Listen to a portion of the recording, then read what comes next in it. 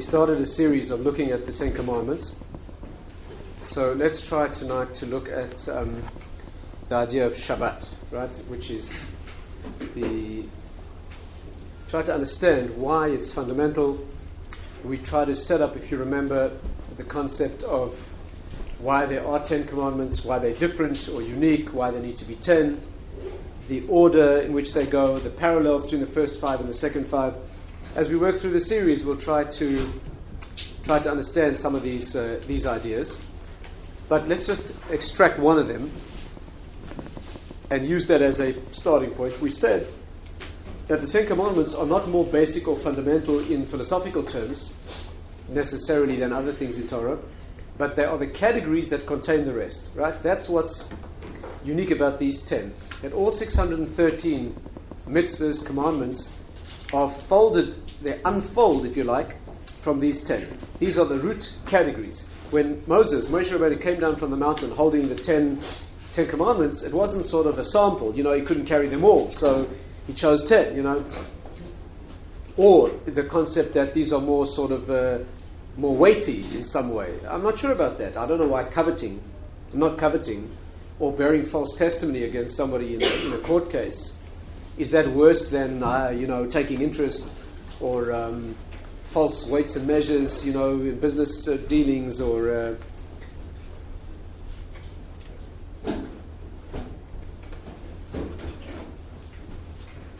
many other things that the Torah prohibits or commands that are very weighty.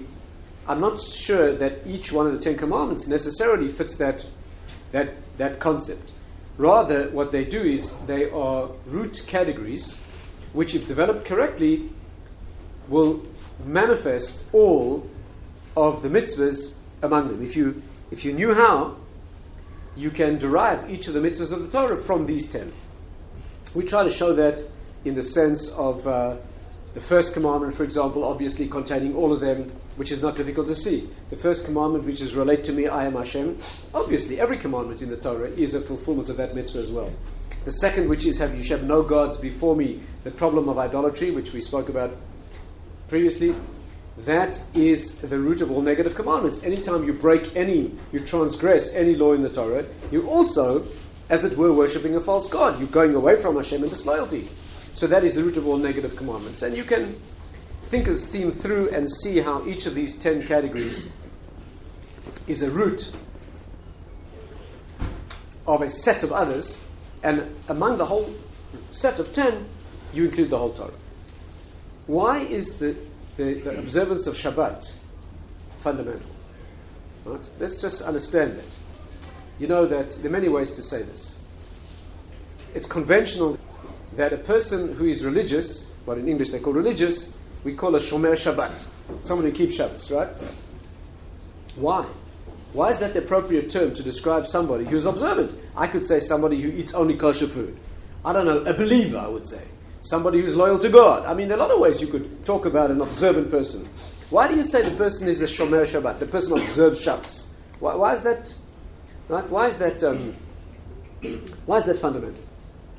Why is the observance of Shabbos so fundamental in its enormity? That means that the depth of its obligation, the enormous punishments or damage, let's say spiritual damage for breaking Shabbat. Right? Why? Why is it so fundamental? What is the meaning of Shabbat? The way you keep Shabbos is by not doing creative activities. What does that mean? Let's just be clear about this. You know that in the non-Jewish world, the notion of the Sabbath is that you have to rest. The rest. Can't work hard. There's complete misunderstanding from a Torah point of view, right? There's no prohibition of actually exerting yourself on Shabbos. Right? What you're not allowed to do on Shabbat is strike a match, write 2 letters, stitch 2 stitches. Right? We're talking about very little exertion. We're talking about creative activity. There's no direct prohibition on forced labor. Let's say you've got the kind of wife who makes you carry the furniture around on Shabbos, rearranging it, until you've got double hernias and you're collapsing of exhaustion. That's okay. That's fine. I mean, it might be a marital, issue, and it may not be in the spirit of Shabbos, but there's no direct transgression on Shabbat. Shabbos is not, the non-Jewish concept, the Christian concept is that it's a day of rest. It's not a day of rest. You're not required. Yes, it's true that you shouldn't exert yourself in a way that's not dignified on Shabbos, because Shabbat is like a temple in time. So you shouldn't run unnecessarily unless it's running for a mitzvah. Some people are very careful to speak in a special way on Shabbat. I knew great rabbis who would only speak Hebrew on Shabbos. A special day. You have special law to have special clothes on Shabbat. Just like you wouldn't walk into the temple dressed in casually, you dress specially, you have special suit of clothes for Shabbos. And therefore, to get sweaty and exert yourself in a way that's not dignified, possibly is not in the keeping with the spirit of Shabbos. But it's not prohibited. And yet what's prohibited is very small activities, carrying a small object from your house into the public domain, right? Or cooking, or dyeing something, a color, right? Or making something new, putting laces into new shoes. What's the big deal? You can't put laces into new shoes on Shabbat. You're making the shoes. You can put laces into old shoes on Shabbat, because you're not making the shoes, right? You're just relacing them. But if you do something that is creating something new, you buy a new suit. On Shabbat, you realize you never took the stitching out of the, sometimes suits have like stitching in the pockets. Yes? No? You pull those threads out, you can't do that on Shabbat, because now you've made the suit usable. That's the last step, the final act, right, which makes an object complete. There are 39 of these categories. Selecting, for example. Selecting. You got peanuts and raisins, right? You don't like the raisins. So you start picking out the raisins. You're not allowed to do that. Torah transgression. You can pick out the peanuts. You can take what you want, but you can't select out what you don't want. Selecting. You get a piece of fish on Shabbos, right? You can eat the fish off the bone. You can't take the bone out of the fish. What's the big deal? First of all, whatever the big deal is, you see it's got nothing to do with work. It's not a concept of exertion. It's a concept of controlling creative activity. These are the 39 categories that were used to build the world. According to the deep understanding, the way it works is that these 39 categories are creative activities. In fact, a qualification of each of these categories is it has to build something in the world. Right? For example, on Shabbos, you may not erase, or you may not demolish. Let's say demolish a building. But you're only prohibited if you're demolishing to build. Is that clear? Let's say you're going to break down a building on Shabbat. So it's not prohibited if you break it down. The Torah, I'm talking about not rabbinically, I'm talking about from a Torah point of view. You're only prohibited from breaking down a building if you're preparing the site for a new building, because then it's constructed. Or you have some writing and you're erasing it to have clear paper on which to write again. That's prohibited. It has to be a constructive activity, not a destructive activity.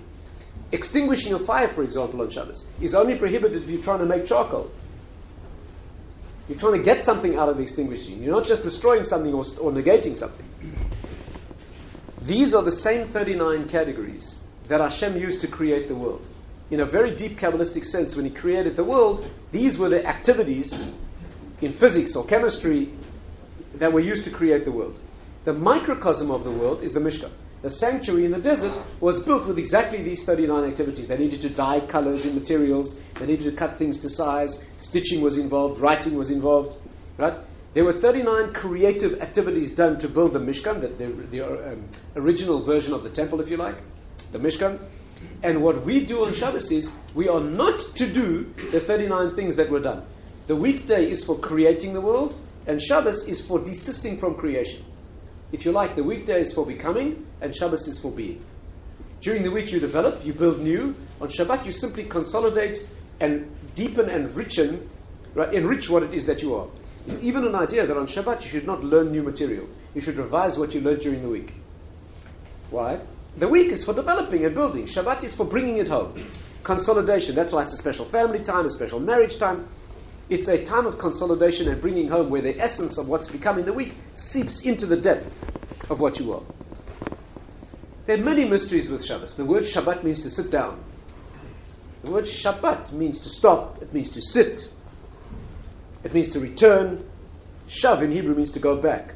Teshuvah, which means repentance, self-correction, going back to the pure version of your own self before you made mistakes in the world. The word Shabbat and Tashuv are the same letters. What is all this about? What is Shabbat going back to? Why is it a sitting down? Shvu ish tachtav. Each person should sit where he is. On Shabbos you can't walk. You can't go out of the city limits. You can't go a certain distance, travel on Shabbat, right? It's a place It's a contraction into the self and living in the spiritual world. Let's try to understand a little bit about this incredible idea. And I'd like to try to convince you that it's very hard to think of anything more important. Very hard to think of anything more important than this idea. The wrong way to understand it is a day of rest. The right way to understand it is a day of final destination. Right? Let's try to understand this amazing idea. If there's time, we try to talk about the extra soul of Shabbos. On Shabbat, a person gets an extra soul.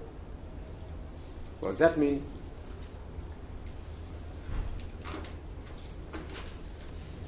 Let's begin to try to unravel this concept and why it's so central. I would say that if there's one theme that one should use to understand Shabbos, it is that it's a focus of destination. I would say it like this. Every journey is meaningful only if it has a destination. A journey as meaning is defined by its destination. Journeys are named for their destination, right? When you go someplace, you're taking the Gateshead train, the Newcastle train. What does it mean? Where you're going, not where you're getting the train. You need to know where you're going to get on the train, I suppose, otherwise you won't get on it. But that's not the point. The point is the destination, right? A journey is meaningful. When you're on a journey, every detail of the journey has meaning only because of the destination. How much it cost you, the ticket. It's worth it because you need to get that destination, right? Even the luxury of the journey, whether you go first class or not, okay, is only justified if the journey is justified. Actually, if a person's insistent on traveling in luxury, it could be that their destination is the journey. There's a destination like that too. There's people who travel because they enjoy traveling. So the journey is their destination. It could be. But every process has an endpoint. Every journey has a destination. The process of the week has a destination, and that's called Shabbat. Why is this important?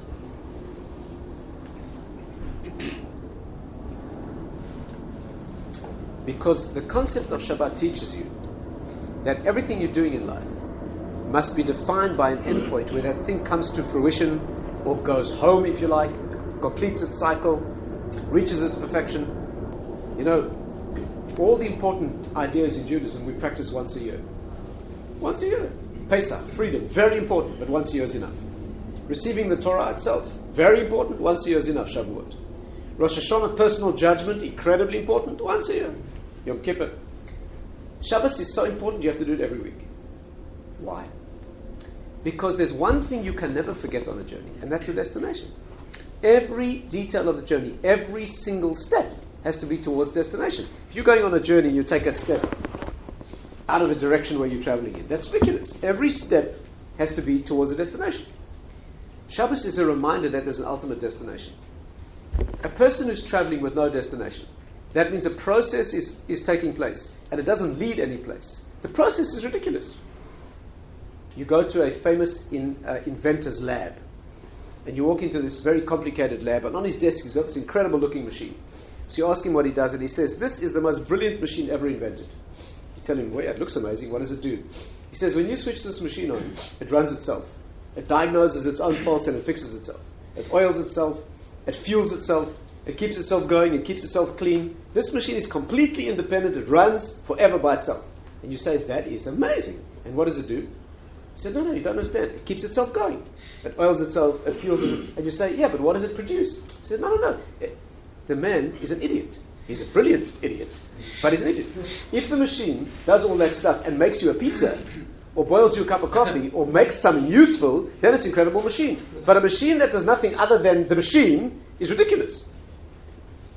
Most people on earth keep going just to keep going. Most people on earth don't have a destination. Most people on earth go to work to earn enough money to survive so that they can go to work the next day, so they can earn enough money to go to work the next day, so that what? So that they can collapse unconscious at the weekend, to have enough strength to go to work the next week, to have enough money to go to work the next week. So that they can eventually have enough money to collapse unconscious on the beach at the end of the year, totally comatose, so that they can do that again for the next year. Why? So at the back of their heads, they've got the idea that if they do this enough, they'll eventually have enough to do what they want to do. But by the time they get there, the arthritis is going to be so bad, they won't be able to chase what they thought they'd be chasing. It's just... Most people on earth, unfortunately, keep going just to keep going. That is an ultimate tragedy. The point of being here is to keep going so that you can do something useful. If there's no end point, if the point of the journey is just to keep journeying, there could be nothing sadder than that. Shabbos is here to teach you that the journey ends in a destination. The best way you can say it is like this. Our concept of life is that it's a journey. And the journey is meaningful because there's a destination. The destination of this world is called the Messianic age and the world to come. The destination of a personal, private, individual life is what you will be when you leave this place. When you go to a dimension in which time doesn't pass, or rather time passes but never dies. That means when you leave this world, or this life, or this body, after all the incarnations without getting into that, and you finally reach a final destination, or a final situation, it's not a static destination, but a final situation. Our concept, the Jewish concept, is that that final destination is nothing other than what you have become. Do you know what a destination is? It's when you walk all the steps of the journey, you finally get to a place that is the destination. What is that? It's all the steps you walked. If you didn't take another step, you aren't there. The journey, the meaning of the destination is where all the steps took you. If you took those steps, that's where you are. If you never took that step, you aren't there. The Jewish concept, the Torah concept, is that the next world is only what you have become. That's the destination.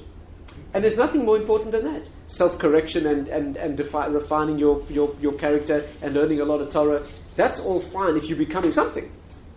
But the fact, all of those are parts of a construction that is the developed self.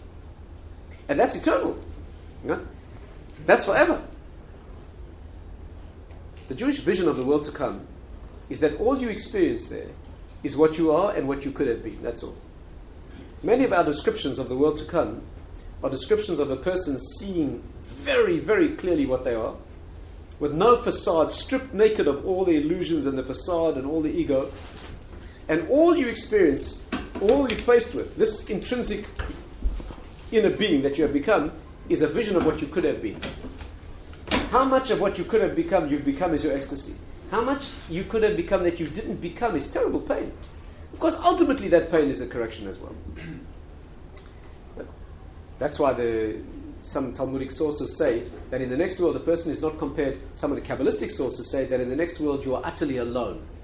There are different angles on this, but one of the dimensions of description of the next world is that you're completely alone. Why? Because there's no point in being shown someone else. You're not being compared to anybody else. That wasn't your job.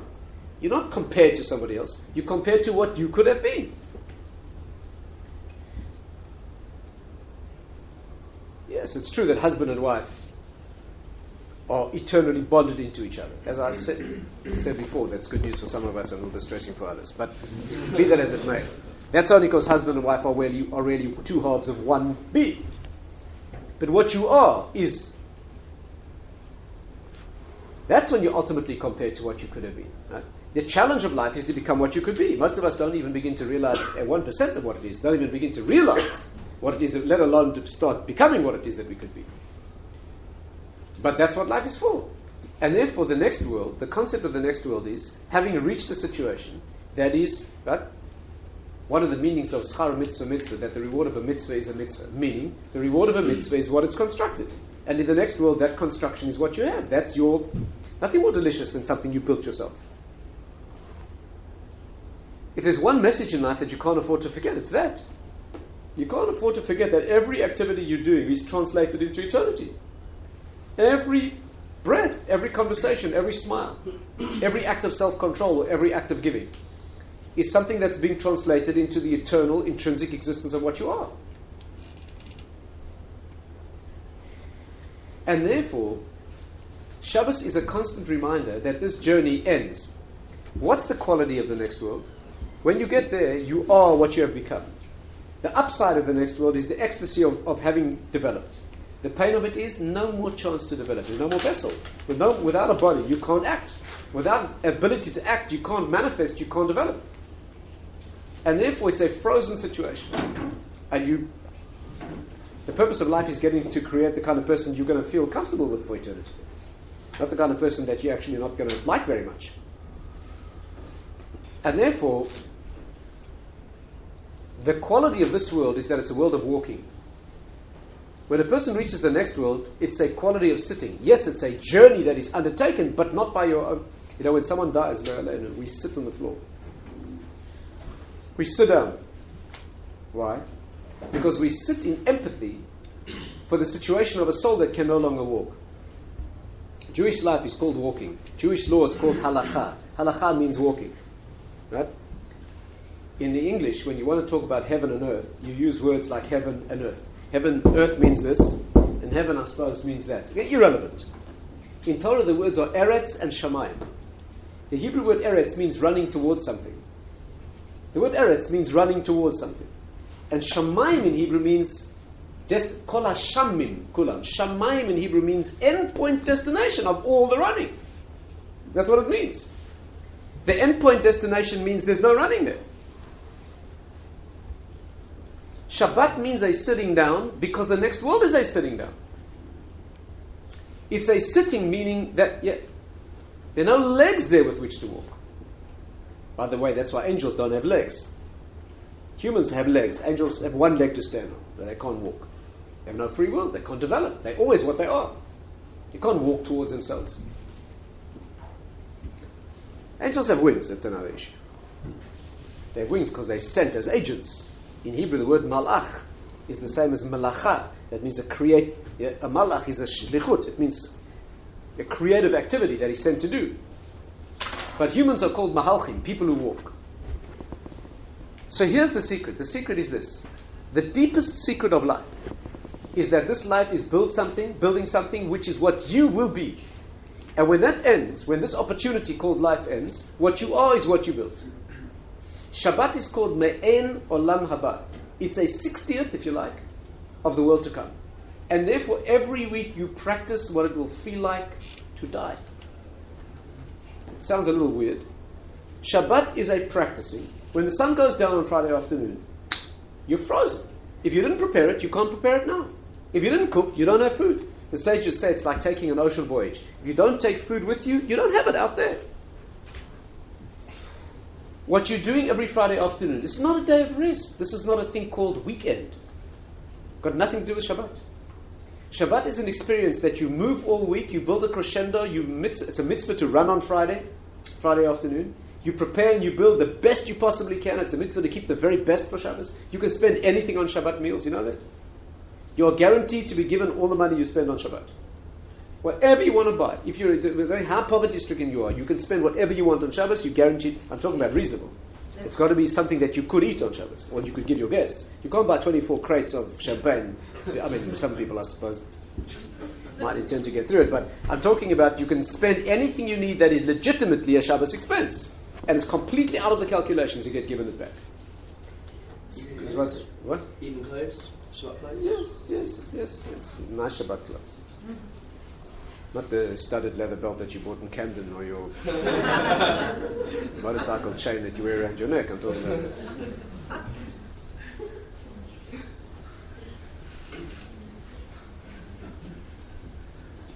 But when you prepare, you move into Shabbos, and what's been done is what you have. And the rest of Shabbat is simply enjoying what has been prepared.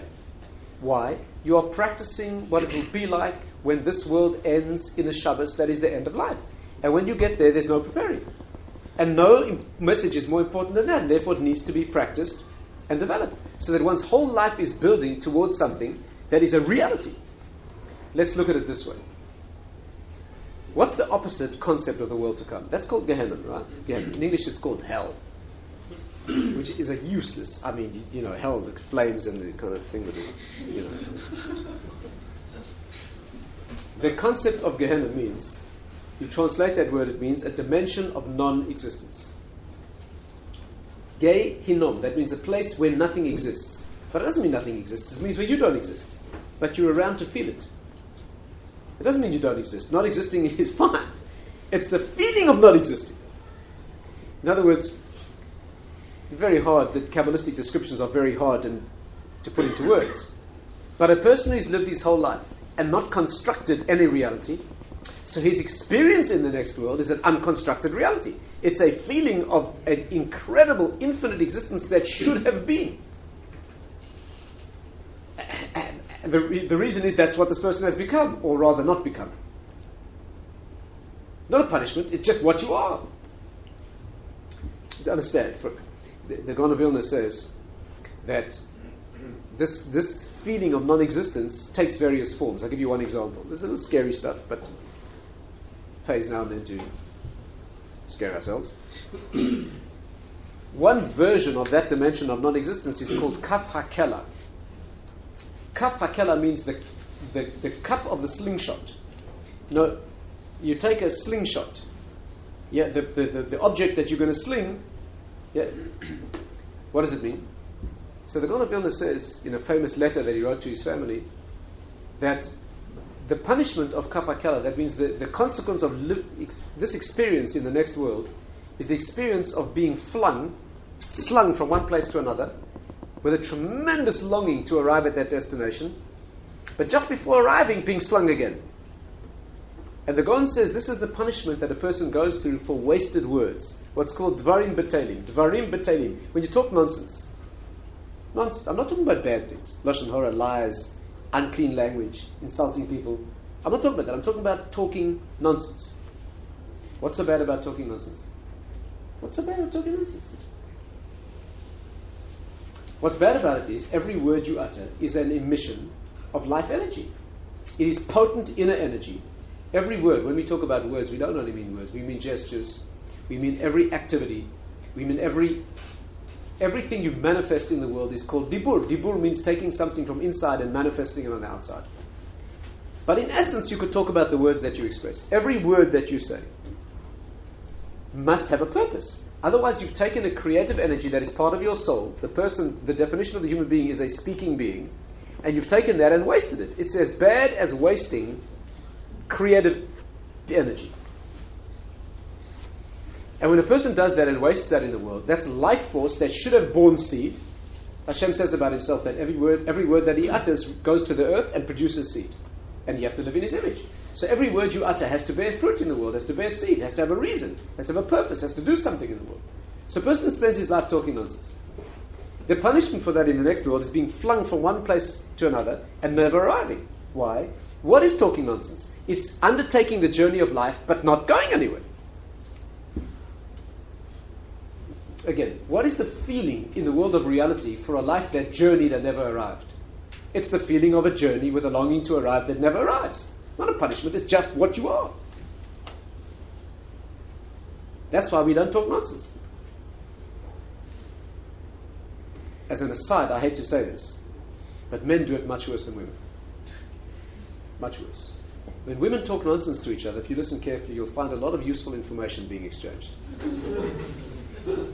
When men talk nonsense, they talk total garbage.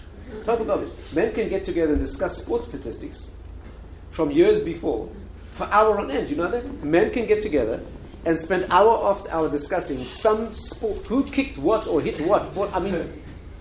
Can you talk about garbage? And with the mystery is why it's so delicious.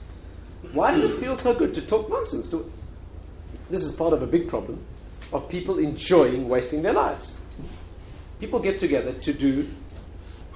grown people get together to spend a few hours playing a game. Playing a game. Talking about grown, intelligent people sit around a table and they do some game that is trivial. Trivial is a compliment. Going round and round and backwards and forwards and up and down, hour after hour after. It's completely inconsequential. And not only that, but it's delicious. By the way, you know why it's delicious? Because it's a little premonition of the next world in which there is no place to go. It has a little bit of the thrill of having arrived. What's unique about a game? What's unique about a game, in a pure game, not a game you do to learn something or to meet people, I'm talking about a pure game that you do to waste time. Why on earth would somebody enjoy wasting his life? You know what you could achieve in 4 hours? If you did something useful, you could achieve something that would live forever. And you spent it going round and round and round, backwards and forwards and up and down and backwards and forwards. And not only that, you enjoyed it.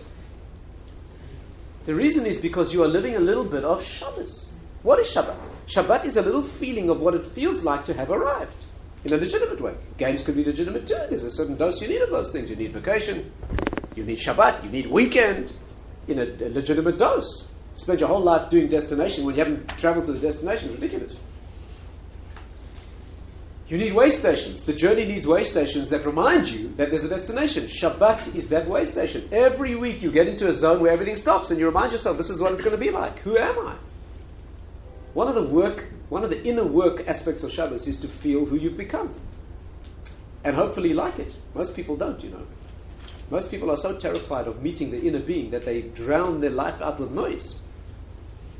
That if no one's chatting aimlessly to them, they've got to switch on some noise. The noise they're listening to is complete garbage, complete nonsense. It's some idiot who doesn't know what he's talking about. He's trying to convince you that he knows. He doesn't know either. But as long as there's a noise, when people are driving, they turn on a talk show. What's a talk show? It's a guy who doesn't know what he's talking about. Got no knowledge of the subject, interviewing people who know even less. So now the whole country is listening to some idiot talking about his opinion about something that he's got no knowledge about.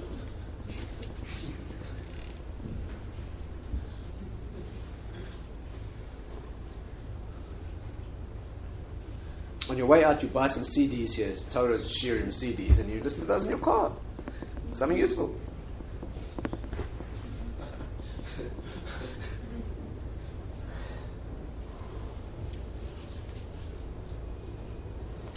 They intersperse the talk shows with the news, which is even bigger nonsense. And what's not nonsense, just depressing. Anyway, the point is that Shabbat is me'en olam haba. It's an exercise in knowing that the journey has a destination, and the nature of the destination is that it's what you have produced. Let's take this a little bit further. Why on Shabbos? Let's examine this. Why is Shabbat built by not doing creative activity? Because when you get to the next world, there's nothing you can create. What's being created is what you are. So you get into a world where there are no tools. And therefore Shabbat is observed, built, created. That kedusha, that sanctity in time, is built by not doing creative activity. That's how you practice what it will feel like being in a dimension where you cannot create anything. Where you simply you can't cook. You eat what you've cooked before.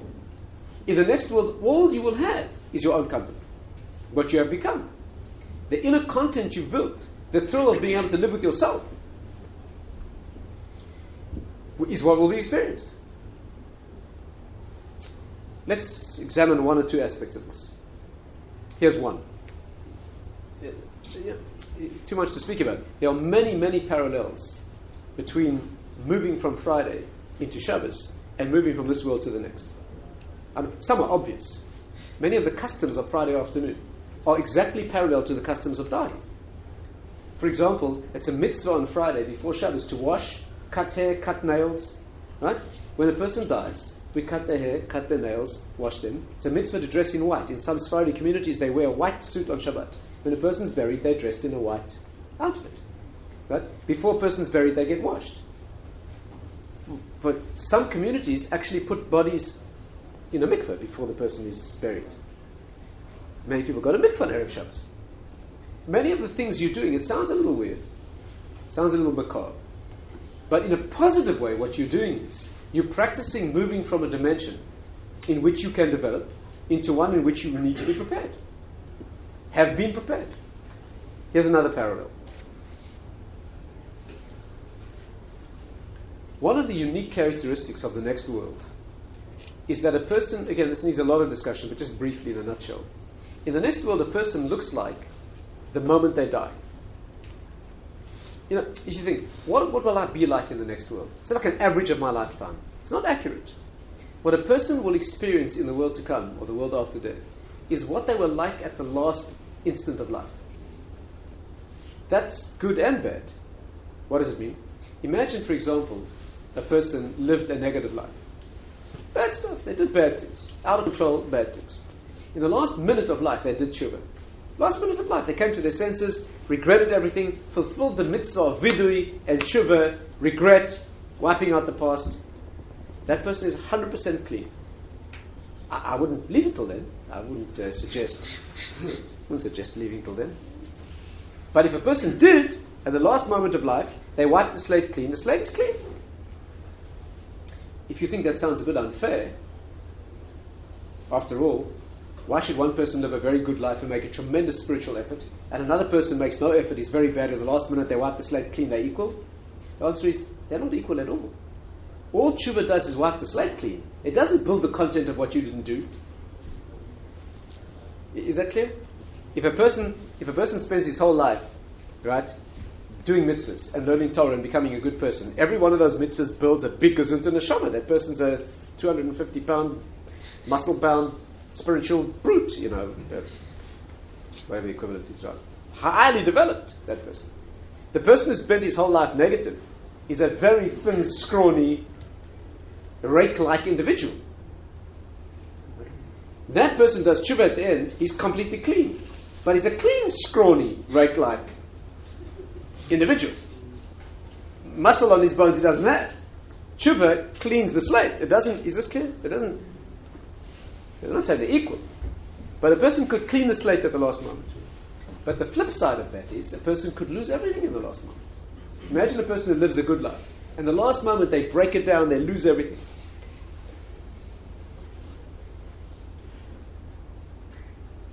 I once had a teacher put it like this. He said, imagine that you have a lump of clay and you have 1 hour to make something beautiful.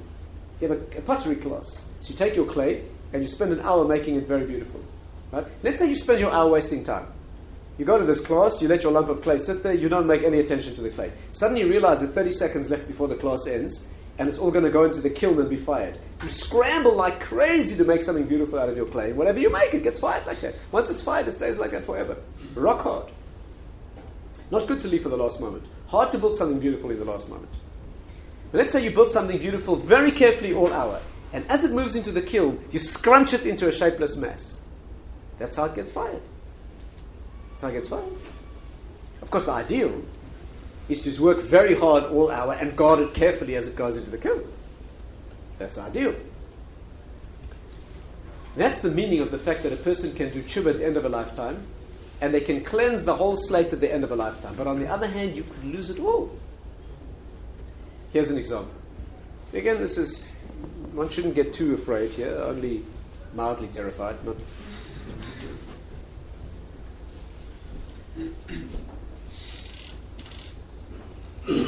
This is a Hasidic interpretation of a Gemara. The Gemara says that when you employ someone, how late do they have to work? Let's say you take a worker and you tell him he's going to work for you, right? And you don't agree with him what time he has to come to work and what time he goes home. You don't agree. So there are various ways to sort out that problem. But if all else fails, says the Gemara, then there's a verse in the Torah that tells you what time in the morning a worker has to come to work and what time in the evening you're allowed to keep him. And the law, without going into the background, the law is that in the morning you cannot require a worker to come to work that he has to leave home before sunrise. You can't do that. Unless you agreed that with him beforehand. Or that's the norm in the place you live. But if you never stipulated, and there's no norm, you cannot make him leave home before sunrise. But you can keep him till sunset. That means he comes to work on your time, but he goes home on his time. And the reason is because there's a verse in Tehillim that says that a person has to work, a man has to labor, v'la'avoidosai adei arev. A person has to work ad erev. Now, in halachic terms, ad means until. That means a person has to work until night. Night means when the sun goes down and it's evening. So he has to stay at work until the sun goes down. What question is, what does ad mean? So there's always a halachic debate about the word ad. Does until mean up until? Or does until mean up until and including?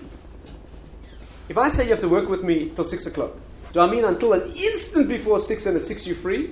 Or do I mean you have to work until 6 and then you're free? That's called ad va'ad bichlal. That means until 6, including 6. And that's the conclusion. So it comes out like this. If the verse says that a worker has to work until nightfall, the simple meaning is that when you go and work for somebody and he pays you a wage, you've got to work until it gets dark. The deep meaning is that when he pays you a wage and you're working for him for your life, which is called daytime, when the sun goes down at the end of a lifetime, you have to work until darkness. So the Hasidic commentary say it means this, that as a person dies and the lights go out, a person dies, and they move from this world into another one, there's a darkness, and then there's a light at the end of a road or a tunnel, and a whole process of moving towards that light. But before a person sees that light, there's pure darkness. That means after death, there's an instant of complete blank darkness. And in that moment, a person's own lower instinct, person's enemy within, right? The self-destructive, what we call the Yetzer Hara, that inner energy that tries to kill you. At that moment, that energy comes to a person and says, see, I told you there's nothing here. I told you it's all a lie. What life after death? And if you accept that at that moment, you lose it all. Scrunched your clay at the last moment. The last test is a test of faith, obviously. And faith means holding strong even when it's not obvious. That's what faith is. Faith is not attaching yourself to something you can see. That's not called faith. Faith is attaching yourself to something that does not look obvious. Where do we learn this? How do you see this in Shabbos? Amazing thing. There's a law in Shabbat that the status of an object on Shabbat is what it is at the moment that the sun goes down. Example. Imagine you have, on Shabbos you have a thing called muktzah, right? Muktzah, let's say like you have a pen. So a pen, you can't write on Shabbat. So a pen is muktzah. It's a rabbinic law that you can't move an object that's muktzah. A camera, money, various things you can't move. But let's say you have a muktzah object and it's lying on top of, let's say, a table. The table is called halachically a basis. Basis means it's a basis for the object. The law is like this. If you have a table and on top of it you have an object that it supports that's muktzah, the table's muktzah as well. So let's say you have a table and on it you have your Shabbat candles. Only your candles. Candles you cannot move on Shabbat. You can't move the table either. Why? Because the table's purpose is only to support the object that's not allowed to be moved, so you can't move the table. What happens if, late Friday night, a child or a pet knocks the candles off the table, and now it's just a table? You cannot move it tomorrow morning. The table remains muktzah. Why? Because that's what its status was when the sun went down on Friday. In other words, what defines an object's status on Shabbos is not what its previous history was. What did it look like at the moment Shabbat came in? That's when things freeze. What will you look like in the next world? The way you look when you end this journey. After all, that's where you are. If you're going on a journey, at the moment you become unable to travel any further, where are you? Where you've reached. Where you've got up to. Of course all the work up to then has brought you there. Of course it's brought you there. All the work you put into that clay makes it look beautiful. But it ends up as it ends up. There are many other parallels as well. But the basic idea is that Shabbat in every way is a practicing, if you like. The concept of rest on Shabbos, where did they get that from? Where did the non-Jewish world get the concept of rest? Because there's a truth in it. What's the truth of the rest? The journey has ended. The journey's ended. When you get to Shabbos, there's a rest in the sense that this is destination. The point about destination is that's where you stop traveling. And therefore, the ecstasy of Shabbos, the pleasure of Shabbos, what we call the oneg, the joy of Shabbos, is the joy of having arrived. When any journey ends, when you work very hard, in the moment when you enjoy the result, it produces something very beautiful. That's why the Talmud says you'd rather have something you made yourself, one thing you made yourself, that 9 that you were given for free. Because you produced this. This is your work. Okay? Shabbos is the pleasure of simply having arrived. When you go over what you learned during the week, let's say your Torah material that you learned, and you labor to understand, and on Shabbat you revise it all, and you clearly feel you brought it home, and it becomes part of you. It's tremendous pleasure. Or what has become of your own life path, right? When you reach Shabbat and you can feel how different you are this week than you were the week before, that's tremendous ecstasy. Of course, when you get to Shabbos and you realize you aren't any different than the week before, that's a little bit of suffering. Right? Every week goes by and you're not going any place. That's a great pity. The journey's happening and you're not going any place. Of course, that can be very depressing. Shabbat can be a very depressing time for a person who's not got a life goal and whose life is not progressing. That's the concept of Shabbos. At least an introduction to the concept. Let me add just one more word and we'll leave it at that. Just one more idea. The Gemara says that on Shabbos you get an extra soul. Extra soul. It's called Neshama Yetera. You get a. So first of all, the completely wrong idea is that you get 2 souls. On Shabbos you become schizoid. Sort of like, there's 2 of you, That's why you got to eat extra. You got to feed the other soul,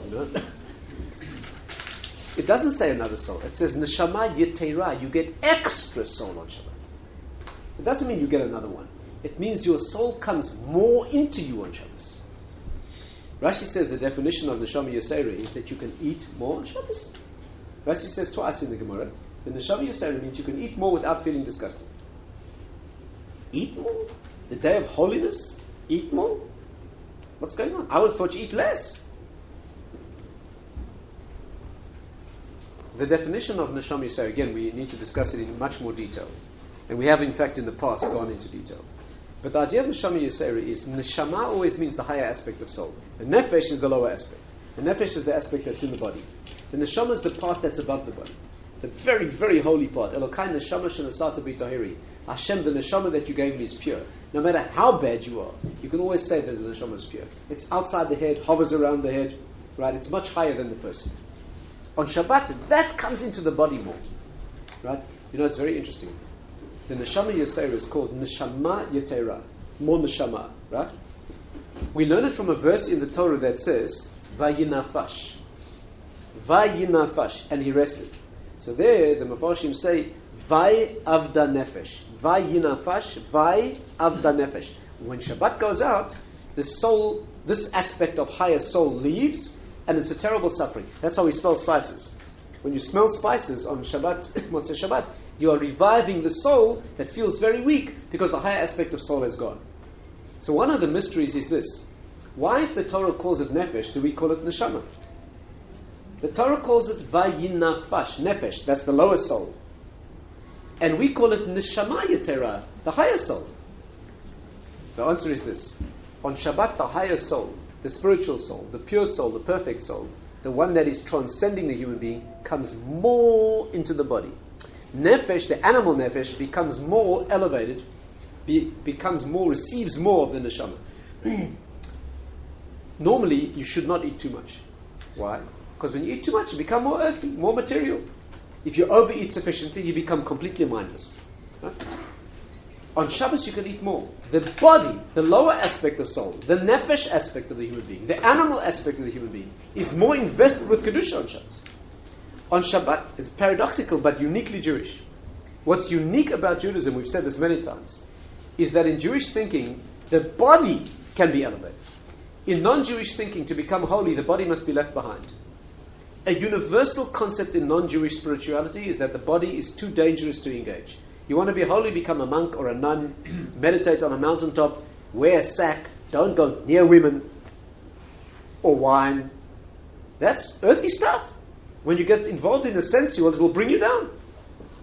Universally, in the Far East, in Christianity is fraught with guilt and tension and conflict about sensuality. If you're serious about being a holy Christian, you have to become a monk or a nun. Muslims may not own alcohol. A Muslim, never mind drink, they're not allowed to own alcohol. Alcohol, very dangerous, brings you down into the physical world. And in Judaism, you have to get married. You sin if you don't get married. You have to drink wine. You're considered a sinner if you avoid wine. The Jewish concept is that you have to get the soul into the body and use it to lift the body. The non-Jewish concept is you get the soul into the body, it'll bring the soul down. They're right, it's very dangerous. But what's unique about Torah is that it's the exercise of putting the soul into the body to elevate the body. It's very dangerous. On Shabbos, you can eat more. On Shabbat, the more soul goes into body, the more body can be elevated. What's unique about Neshama Yosera, says Rashi, is you can eat more. Meaning, during the week, if you eat too much, dangerous. Shabbat is less dangerous. On Shabbat, you can eat more, and it will be more of a spiritual experience. That's why you notice, maybe we'll finish with this, in Judaism, we always take wine, which is very dangerous. Wine, extremely dangerous. Alcohol, very dangerous. Alcohol, if taken in immodest measure, banishes the soul entirely. You have enough alcohol, you become part of the scenery. Very dangerous. And we take alcohol, we take wine, at every moment of engaging the physical. Whenever the physical meets the spiritual, as Jews, we're so used to it, we don't even notice. Two people are getting married, there's a cup of wine. What has the wine got to do with marriage? Shabbat's coming in, you take a cup of wine. A baby's being circumcised. What does a bris have to do with a cup of wine? The secret is, wine is a substance that is very dangerously going to link you into the physical, but used correctly can open consciousness. The Gemara says, Nichnas yain yatsa sod. When wine goes in, the secret is revealed. Doesn't only mean you start talking about your secrets. It means the inner world becomes revealed. Yain in Hebrew is 70, sod is 70. Right?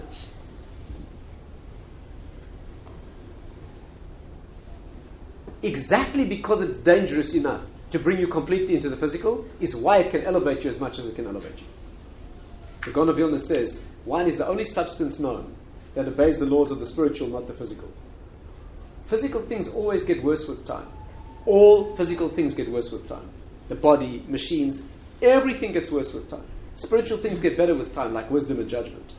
Wine is a physical substance that gets better with time. It's an unusual, so the Gaon says, that gives you it's a physical substance that gives you an insight, a connection with the spiritual world.